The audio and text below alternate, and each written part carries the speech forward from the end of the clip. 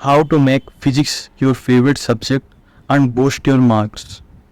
Yes, अगर आप कई दिन लगा के लेक्चर कंप्लीट कर सकते हो, कॉन्सेप्ट स्ट्रेंथन कर सकते हो और शॉर्टनर भी बना सकते हो, लेकिन फिर भी आपके मार्क्स नहीं आएंगे, इट ऑल गो वेस्टेड.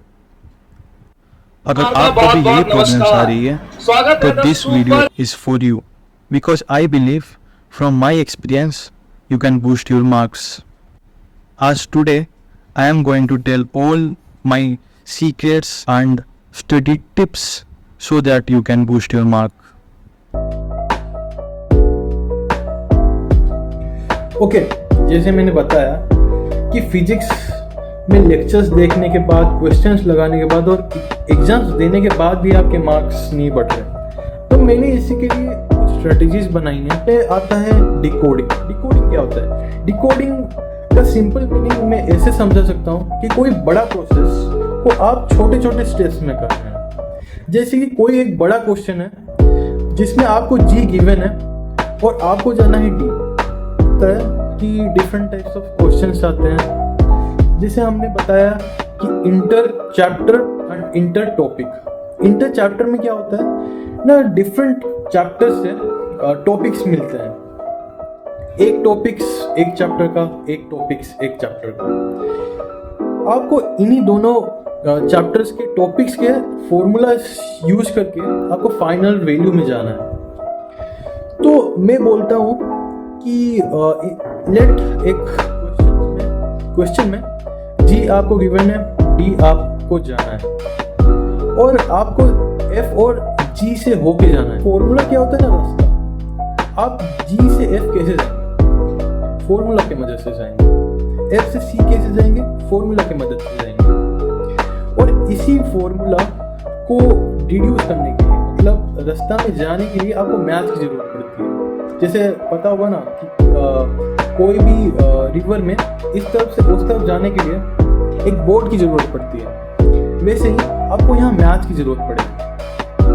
तो क्वेश्चंस में डायरेक्ट जाने से पहले मैं आपको कुछ बेसिक स्किल्स बता दूं जो आपको डेवलप करना बहुत जरूरी है. सबसे इम्पोर्टेंट मैथ्स. बहुत लोगों को कि वो बोलते हैं कि मैंने लिया ही था बायो ताकि मैं मैथ्स ना पढ़ पाऊँ. राइट? आपको भी कभी कभी ऐसा लगता है. Maths very tough. आप सबको, बहुत लोगों को लगता होगा मैथ्स बहुत मुश्किल है भाई. कैलकुलस, डिफरेंशिएशन, इंटीग्रेशन, वेक्टर्स बहुत मुश्किल होता है. कैलकुलेशन मतलब कैलकुलेशन स्पीड आपकी अच्छी नहीं है. आप सिली मिस्टेक कर लेते हो. आप जो भी आंसर निकालते हो वो मैच ही नहीं करता.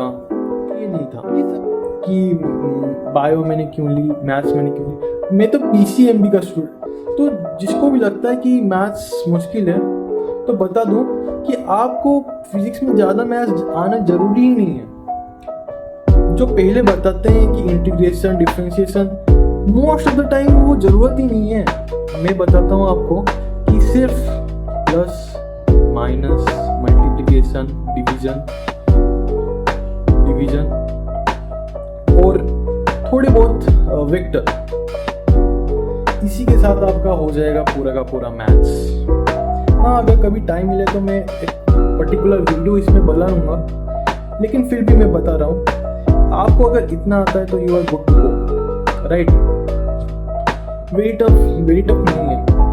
प्लस, माइनस, मल्टीप्लिकेटर्स जितने भी पढ़ाते हैं, मतलब साइन थीटा, मतलब ये एंगल थीटा है, एफ है, तो ये F sine, F cos theta हो गया, ये एफ साइन थीटा हो गया.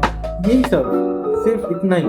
मल्टीप्लिकेशन, जो एडिशन होता है, वेक्टर एडिशन, वो भी आपको ज़रूरत नहीं है.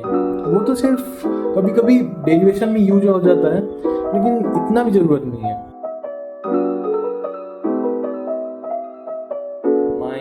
ब्रह्मास्त्र, ये मैं सारे क्वेश्चंस कर पाता था, चाहे वो मैंने पहले किए हैं, उसे आता है नहीं आता है. लेकिन कभी कभी क्या होता है ना, कुछ क्वेश्चंस ऐसे होते हैं जिसमें आपको कुछ पूछा हुआ होता है, कुछ गिवन भी दिया होता है, लेकिन कोई भी फॉर्मूला उसमें बैठता नहीं. जैसे कि आपको लेट्स सपोज v दे दिया है वेलोसिटी और आपको फोर्स निकालना है, तो इसका डायरेक्ट कुछ बन नहीं रहा, लेकिन हाँ आप निकाल सकते हो। कैसे निकाल सकते हो? अगर आपको F equal to M A कैसे आया वो पता है, राइट। इसलिए मैं बोलता हूँ कि कभी कभी डायरेक्ट फॉर्मूला याद मत रखो। हाँ, डायरेक्ट फॉर्मूला याद मत रखो, उसकी डेफिनेशन याद रखो। जैसे कि F equal to M A first second law of motion, ये सेकेंड लॉ ऑफ मोशन नहीं है। हमारे टीचर्स भी बोलते थे कि F equal to M A मत याद रखो, उसकी डेफिनेशन याद रखो। डेफिनेशन क्या है?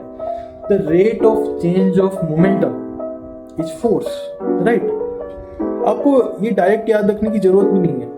जैसे कि F equal to D P by D T, right. Momentum और derive in the on time.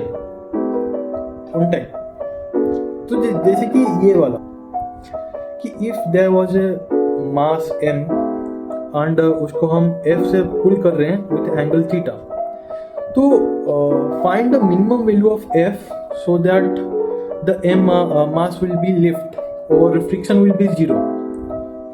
तो उसने क्या किया ना, डायरेक्ट यही वाला फॉर्मूला यूज कर लिया, f friction equal to mg mu, जो कि गलत है, पूरा गलत है।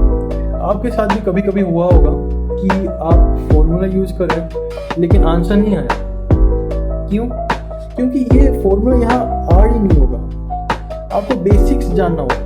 बेसिक क्या बोलता है कि फ्रिक्शन होता है normal force into coefficient of friction, right.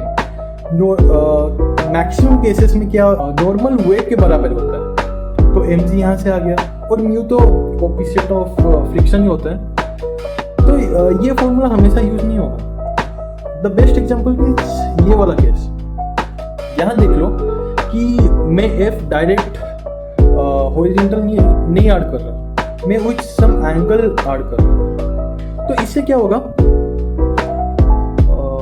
Late me take my pen और मैं नीचे जाता हूँ। तो देखो ये है m, राइट, ये है f, ये है थीटा। तो फ्रिक्शन क्या होता है? Normal force multiply by mu, coefficient of friction. तो यहाँ पर हमको नॉर्मल फोर्स निकालना है, तो इसका FBD बनाओ, mg, और ये भी F है जो कि ऊपर क्या कितना फोर्स लगा रहा है, F sin theta and F cos theta. So क्या होगा, यहाँ पर F sin थीटा और एक ऐड हो गया, और यहाँ नॉर्मल तो है। तो इससे हम क्या निकाल सकते हैं? सीधा देख के ही निकाल सकते हैं, mg बराबर n plus F sin theta, right. तो यहाँ से n क्या निकला, mg minus F sin theta, right. इस बार तो ये फॉर्मूला काम ही नहीं किया।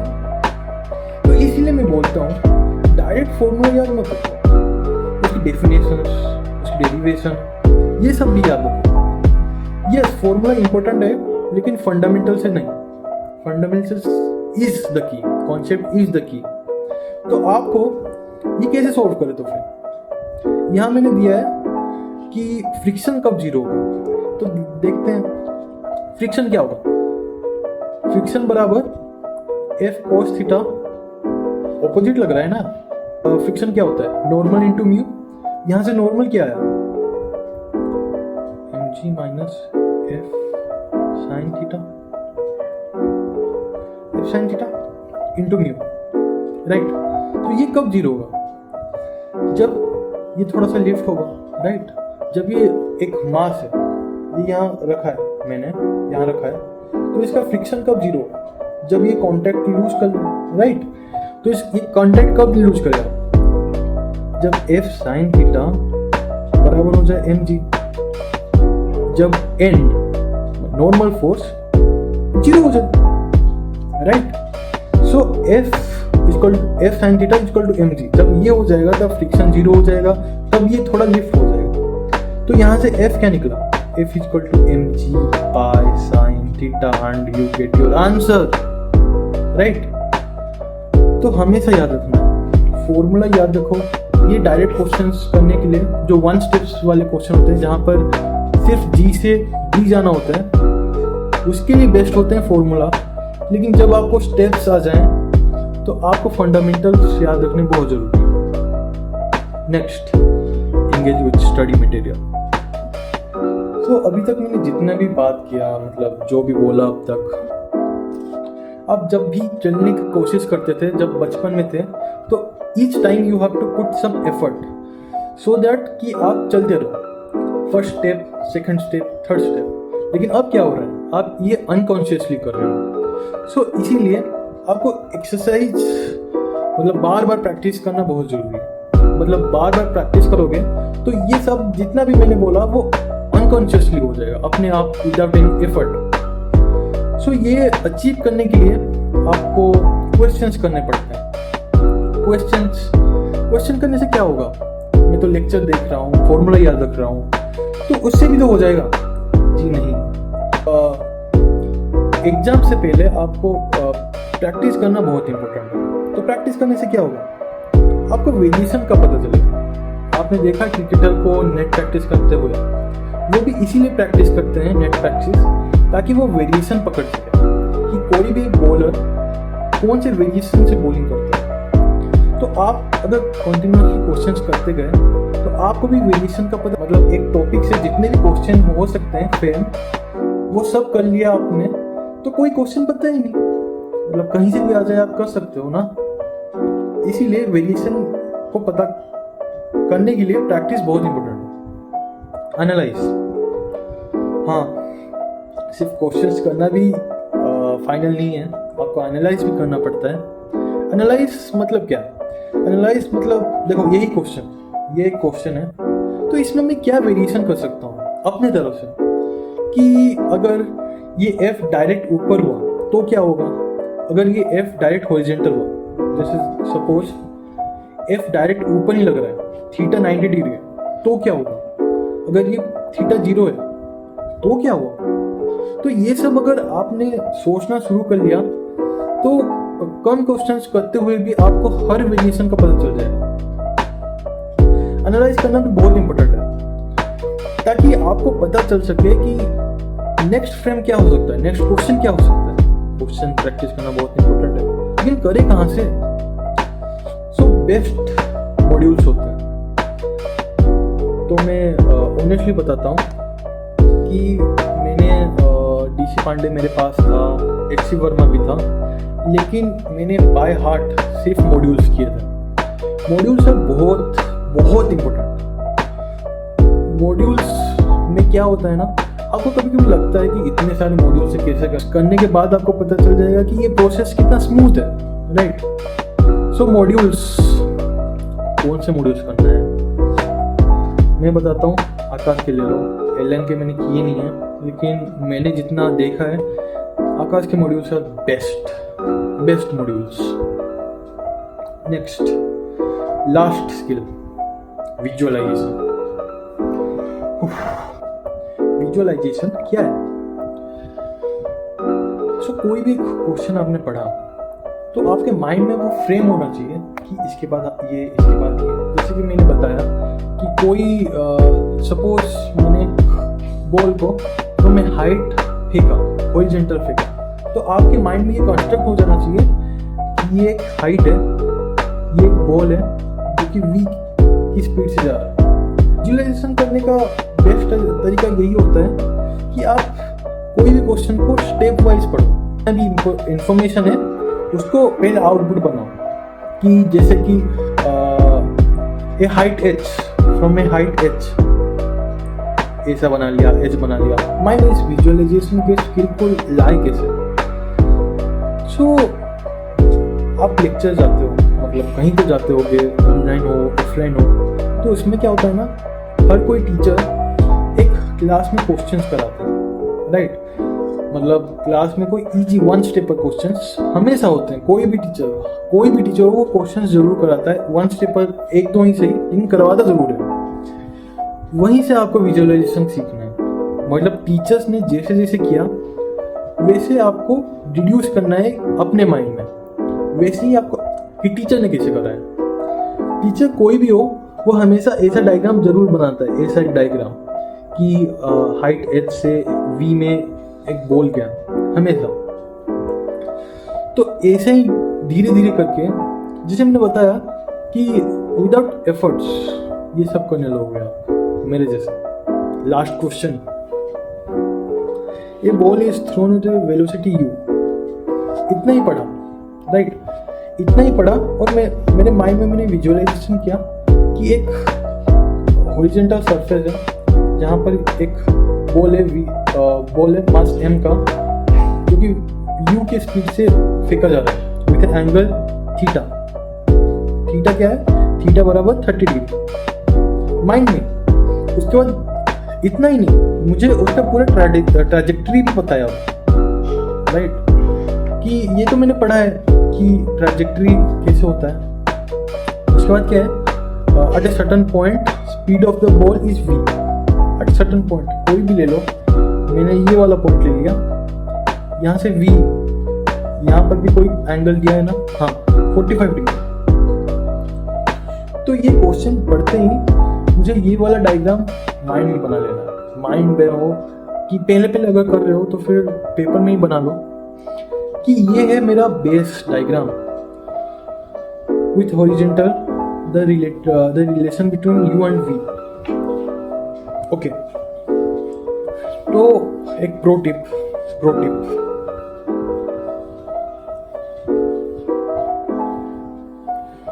क्या है? प्रो टिप ये है कि कोई भी चैप्टर हो, कुछ चीजें हमेशा सेम रहती है। कोई एक कॉन्सेप्ट, कोई एक फॉर्मूला वो हमेशा हर जगह लग सकता है। जैसे कंजर्वेशन ऑफ मोमेंटम, जैसे कि यहाँ जहाँ पर ए नहीं लग रहा वहाँ पर वेलोसिटी सेम रहता है। करना है हर चैप्टर के कुछ ऐसे पॉइंट्स निकाल के बैठने हैं। मैंने निकाले थे लेकिन वो वाला कॉपी मुझे मिल नहीं रहा, वरना मैं लगा लेता। तो 1D 2D में और 2D में स्पेशली एक चीज़ हमेशा कांस्टेंट रहती है, ये ट्रैजेक्टरी वाले क्वेश्चंस में, कि हॉरिजॉन्टल स्पीड हमेशा सेम रहती है, हमेशा। तो वैसे ही कंजर्वेशन ऑफ मोमेंटम वो हमेशा सही रहता है। कुछ भी हो, जब तक एक्सटर्नल फोर्स नहीं लग रहा तब तक मोमेंटम कंजर्व है, राइट। सो u का हॉरिजॉन्टल क्या हो गया? u cos theta, right. और यहाँ क्या हो गया? ये v यहाँ था तो v cos 45। अब मैंने इन दोनों को इक्वेट कर लिया तो आ गया मेरा आंसर। It's so easy. आपको सिर्फ ये 3 चीजें याद रखनी है। डिकोडिंग द क्वेश्चन, आपने क्वेश्चन पढ़ा, डिकोड किया, विजुअलाइजेशन किया, फॉर्मूला, आपको फॉर्मूला या कॉन्सेप्ट, वो यहाँ पर कॉन्सेप्ट क्या था कि हॉरिजॉन्टल स्पीड हमेशा सेम रहती है। उसके बाद क्या? मैथ्स यही cos 30 u cos 30 is equal to v cos 45. That's it.